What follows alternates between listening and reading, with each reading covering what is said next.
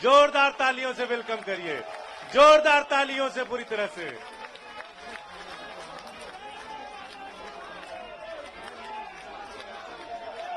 भारत माता की इंकलाब।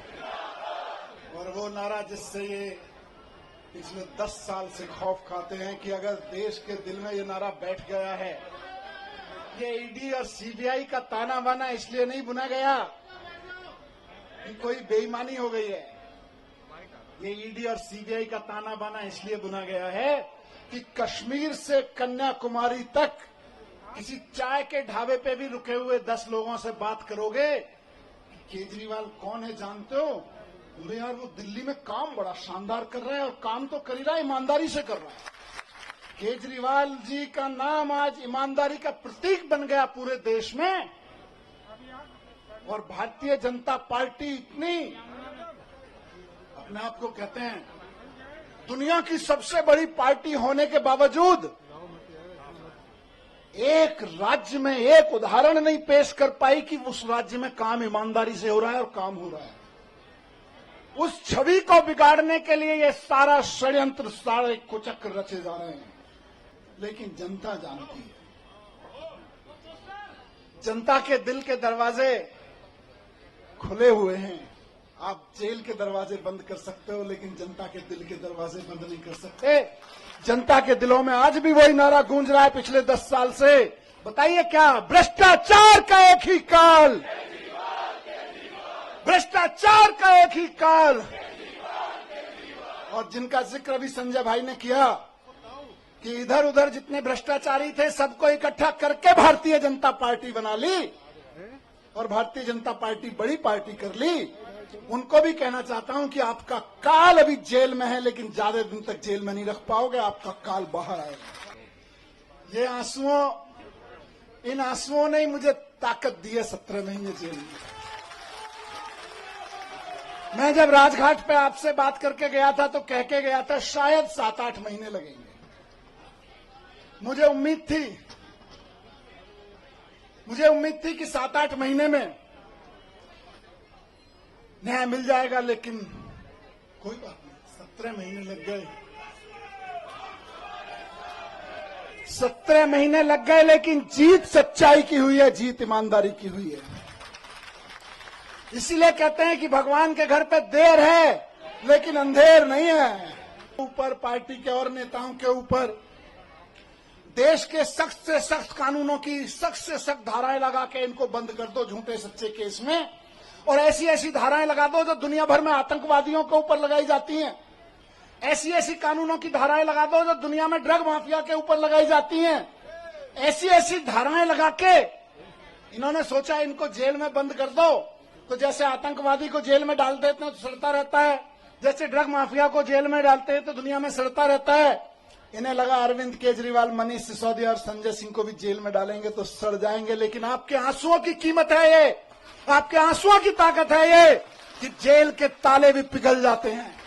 तो तानाशाही भारत छोड़ो, भारत छोड़ो, भारत छोड़ो, तानाशाही भारत छोड़ो, भारत छोड़ो, भारत छोड़ो, तानाशाही भारत छोड़ो, भारत छोड़ो, भारत छोड़ो। तानाशाही आज हमारे और आपके जीवन के लिए, एक आम आदमी के जीवन के लिए खतरा बन गई है। इसको छुड़वाना पड़ेगा। ये संविधान के लिए खतरा बन गई है, हमारे सामाजिक ताने बाने के लिए खतरा बन गई है, हमारी बहनों के लिए खतरा बन गई है, हमारे खिलाड़ियों के लिए, हमारे व्यापारियों के लिए खतरा बन गई है।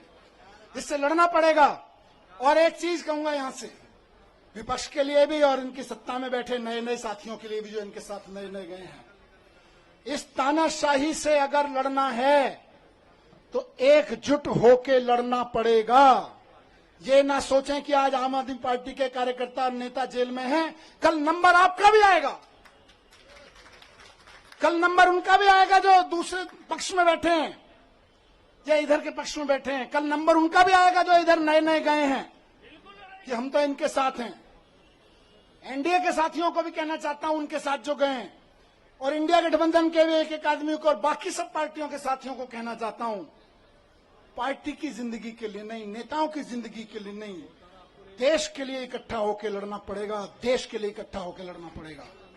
और आज कह रहा हूं इस मंच से कि अगर देश के पूरे विपक्ष के नेता पूरी ताकत से एक बार हुंकार भर देंगे तो आज देश में वो माहौल है कि अरविंद केजरीवाल जी 24 घंटे के अंदर बाहर आ जाएंगे। अगर देश के विपक्ष के नेता एकजुट होकर हुंकार भर देंगे तो केजरीवाल जी केवल और केवल 24 घंटे के अंदर जेल से बाहर आ जाएंगे। मैं आज लिख के दे रहा हूं, लेकिन इकट्ठे होकर करना पड़ेगा। ये मत सोचिए अभी तो केजरीवाल जी गए, जब हम पे आएगी तो देखेंगे, नहीं, सब पे आई हुई है। सबको इकट्ठे होकर लड़ना पड़ेगा, सबको इकट्ठे होकर चुनाव भी लड़ने पड़ेंगे, लड़ाइयां भी लड़नी पड़ेंगी, कानूनी लड़ाइयां भी लड़नी पड़ेंगी। और एकजुट हो गया तो इस चुनाव में तो दिखाई दिया कि 400 पार ढूंढते रह गए।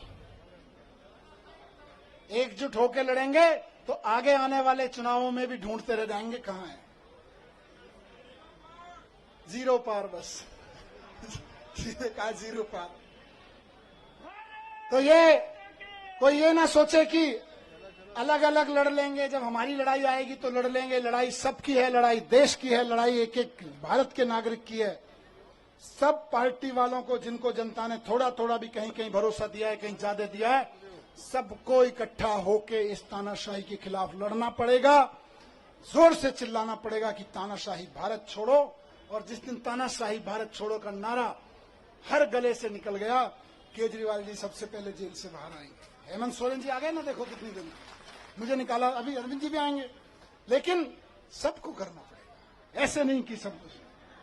तो मैं बस यही कह रहा हूं कि आम आदमी पार्टी की तरफ से तो आज हम भरोसा दिलाते हैं कि दिल्ली के चुनाव में भी और बाकी चुनावों में भी पूरे देश में, कश्मीर से लेकर कन्याकुमारी तक, एक एक घर में इस आवाज को उठाएंगे, एक एक शहर, एक एक नगर में इस आवाज को उठाएंगे और बता देंगे कि हमारे इरादे कितने फौलादी हैं।